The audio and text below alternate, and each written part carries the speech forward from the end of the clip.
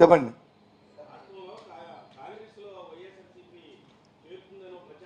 చేరడం ఏంటి? కాంగ్రెస్ పార్టీ వైఎస్ఆర్సీపీ పిల్లలకి పోద్దా ఏంటి? ఏంటి నాకు అర్థం అవ్వలే. నువ్వు చెప్పింది క్లారిటీగా చెప్పు. ఏంటి? ఎందుకు చేస్తుంది? ఎన్ని కలుస్తారు? చంద్రబాబు నాయుడు గారు రాహుల్ గాంధీ ఇంటికి వెళ్ళదా? అలాగే మోడీ గారి ఇంటికి వెళ్ళదా?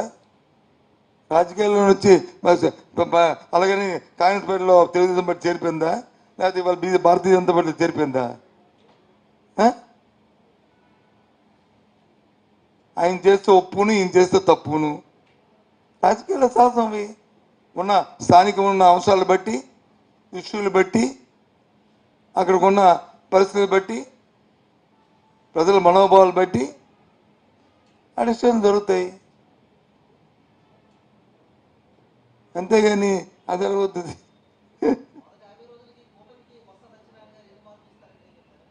ఏది నేనేమి మా హెడ్ మాస్టర్ కాదు మార్కులు ఇవ్వడానికి. నేనేం మార్కులు ఇవ్వడానికి.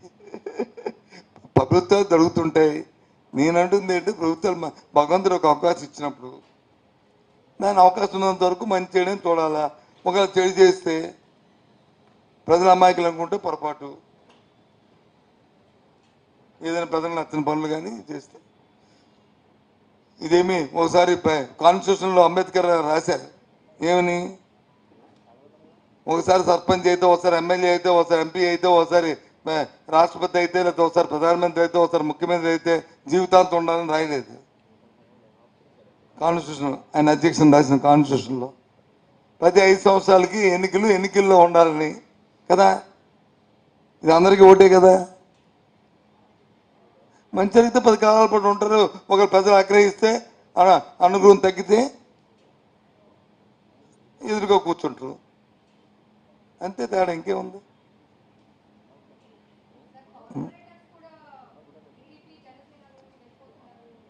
వెళ్తానమ్మా, ఏముందమ్మా, 4 సంవత్సరాలు ఎన్నికలు ఉన్నాయి, వెళ్తుంటారు. అటు ఇటు ఇటు అటు అటు ఇటు ఇటు అటును అటును.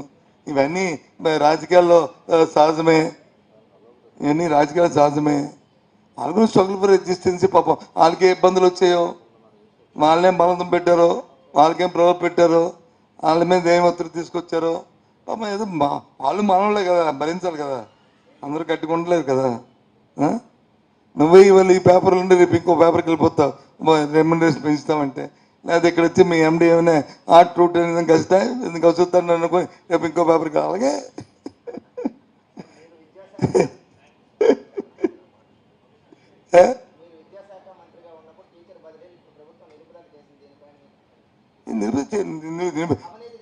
నీకు ఒకటి తెలుసా?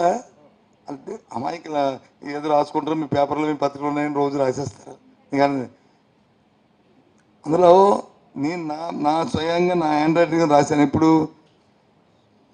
డిస్టర్బ్ జరగకుండా ఉండడానికి జూన్లో ఎప్పుడు స్కూల్ ఓపెన్ అయినప్పుడు ఇవి ఎఫెక్ట్ అవ్వాలి అని నేను రాశాను.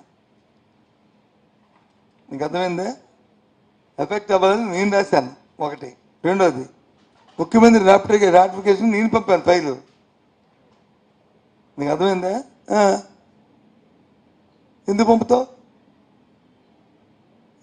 చెప్పు. నీ బెస్ట్ ఇంట్రెస్ట్ ఉంటే ఎందుకు పంపుతావు?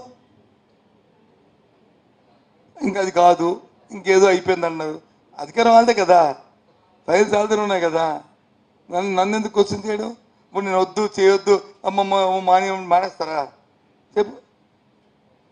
ఊరికనే ఏదో నీలాంటి సోదరులు కొద్దిగా అత్యుత్సాహం ఉన్నవాళ్ళు బుర్ర చల్లాలని ఏదో జల్లుతుంటారు. అందుకే నేను రెస్పాండ్ అవ్వట్లేదు. రెస్పాండ్ అవ్వడానికి కారణం అదే. దానికి ఏమని అత్యుత్సాహం కాదా మరి? లేకపోతే మరి నా బతుకు వచ్చి ఏంటి మీరు టీసీ ₹1,00,000 ₹50,000 తీసుకున్నానని రాస్తే మీకు తెలియదు నా క్యారెక్టర్ ఏంటి ఇక్కడ ఉన్న వాళ్ళకి? కాదు, మీకు తెలియదు. వాళ్ళ పేపర్లో ఇంకా రాస్తున్నారు. ఈయన తెలియదా? వాళ్ళ ఎండికి తెలియదా? కాదు, అందుకు నేను అందుకు పట్టించుకోను. సరే, ఇదన్నీ రొటీన్. ఇవి ప్రజా జీవితంలో ఉన్నప్పుడు ఇవన్నీ వస్తుంటాయి. మనల్ని పొగిడిన వాళ్ళు ఉంటారు, మనల్ని తిట్టిన వాళ్ళు ఉంటారు, బెడ్ ఇస్తున్న వాళ్ళు ఉంటారు, పూలు ఇస్తున్న వాళ్ళు ఉంటారు. సరే కానివ్వండి, మనం ఏది ఆగమన్నా ఆగదు. రాత్రి పగల రాత్రి వచ్చేస్తుంది. నిన్న మన విజయనగరంలో 50 మంది పోలీసులు వెళ్ళి ఒక సైనికుడు, ఒక ఎక్సైజ్ మ్యాన్ ఆ ఇంటి గోడని కూల్చారు.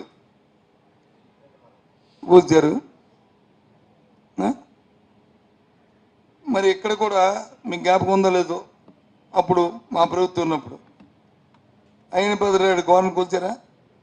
అది ప్రభుత్వ స్థలమైన కూల్చారు. అది రాజకీయ నాయకుడిది, ఓ ఆస్తిపరుడు ఉన్నవాడిది, ఓ డబ్బు ఉన్నవాడిది, ఒక అవకాశం ఉన్నది. అతను రెగ్యులేషన్ పెట్టుకుంటే ఇచ్చిన, రెగ్యులేషన్ పెట్టుకోలేదు, అత్యుత్సాహంతో వాళ్ళు కూల్చారు. ఇవాళ వచ్చి ఒక పేదవాడు, ఒక దేశభక్తుడు, ఒక దేశ సైనికుడు, ఒక ప్రభుత్వ స్థలంలో, అది వచ్చి టౌన్ పట్టణంలో, ఇది వచ్చి గ్రామీణ ప్రాంతంలో. దీనికి నోటీస్ ఇచ్చి నా దృష్టికి వస్తే కదా, ఎవడరా చెప్పాను నోటీస్ ఇచ్చి రెగ్యులేట్ చేయండి అని చెప్పాను. అతను లెటర్ పెట్టుకోమంటే పెట్టుకోలేదు. అదే తప్పైతే 4 సెంట్లు కూల్చేయాలా? 4 సెంట్లకి అది కాదండి. అలాంటివి వచ్చి ఊర్లో 50 ఉన్నాయి, 50 మంది నోటీస్ ఇచ్చారు. 50 చేయాలి కదా, 50 మందికి ఇచ్చారు కదా నోటీసులు. ఇది ఉన్నాయి లేవు, ఉదయం వెళ్ళి కెమెరా పట్టుకెళ్ళి అడుగు ఎంతమందికి ఇచ్చారు నోటీస్ చెప్తారు. ఏం చేస్తారు? ఎప్పుడు ఫస్ట్ ఇటు కూల్చిన తర్వాత వాళ్ళ నుంచి తిరిగి రావచ్చు కదా, సామాన్యులు చేసి ఎక్సైజ్ మీద రావచ్చు కదా. ఇంకోటి ఆ 4 సెంట్లు రెగ్యులేట్ చేయొచ్చు కదా, డబ్బు కట్టించుకోవచ్చు, తప్పే ఉంది. నేను అప్పుడు ఇచ్చినప్పుడు చెప్తున్నాను నీకు, లేదు అందుకే నేను రేపు పెట్టమని చెప్పాను. రేపు పెట్టరా బాబు కలెక్టర్కి లెటరు, తప్పే ఉంది, నేను చెప్తాను కలెక్టర్ గారికి కూడా రిక్వెస్ట్ చేస్తాను. అవసరమైంది నేను పర్సనల్గా నీ తరపున నేను వెళ్ళి బతిమాలుతాను. ఇది అవకాశం ఉంటే అరుగుడైతే ఇవ్వండి. 4 సెంట్లు ఎంత? 4 సెంట్లు కలిపితే ఒక 5,000 రూపాయలు, 2,000 రూపాయలు ఉంటుంది. అదేమి రోడ్డు గడ్డు కాదు, ఊరు గడ్డు కాదు, చెరువు గర్భం కాదు. నేను ఇంకోటి, ఇవన్నీ రాజకీయంగా తీసుకెళ్ళకు. ఇలాంటి రాజకీయ కక్షలు మా జిల్లాలో లేవు. 50 మంది పోలీసులు వెళ్ళి చేసింది నేను నా రాజకీయ చరిత్రలో చూడలే. 15 సంవత్సరాలు నేను మంత్రిని, 15 సంవత్సరాలు అపోజిషన్ కూడా చేయలేదు. తప్పు, పాపం. ఎవరు? ఇదిగో నీకు తెలీదు, నువ్వు వెళ్ళి ఊర్లో వెళ్ళి అడుగు, చెప్తారు. ఎందుకు కనుక ఎవరిని కనుక్కొని చెప్తాను, నీకేం తెలుసు? ఏటి అడుగు, రమ్మని మీ జిల్లా నిన్న అడగచ్చు కదా నన్ను. రేపు ప్రశ్న పెడితే అడగమని అక్కడ అడగలేదే. అడుగు, మేము అడుగు, ఫోన్ చేయి, లైన్లో ఉంటావు, చెయ్యి, లైన్లో చెయ్యి లైన్లో. మరి విషయం అన్నిగా నేను క్లియర్ కట్గా చెప్పాను. 30 సంవత్సరాల చరిత్రలో 15 సంవత్సరాలు అధికారం ఉన్నాను, 15 సంవత్సరాలు వచ్చి ప్రతిపక్షం ఉన్నాను. అప్పుడున్న అధికార పక్షం కూడా ఈ పని చేయలేదని చెప్పాను. తెలుసో తెలియదో నీకు, రిజిస్టర్ చేసుకో. నేనే ఆపాదించలేదు ఎవరి మీద. ఇలాంటి పద్ధతి మంచిది కాదు, ఇలాంటి సంస్కృతి జిల్లాలో తేవద్దు. దయచేసి ఎక్కడో జరగాలి తప్ప మన జిల్లాలో మన సాంప్రదాయాలు ఇలాంటి ఉండకూడదని చెప్పాను. అపార్థం చేసుకోకండి అని బతిమాలాను. అంతేగాని నువ్వు ఇచ్చేసావా నేను ఇచ్చేసానా అని కాదు కదా.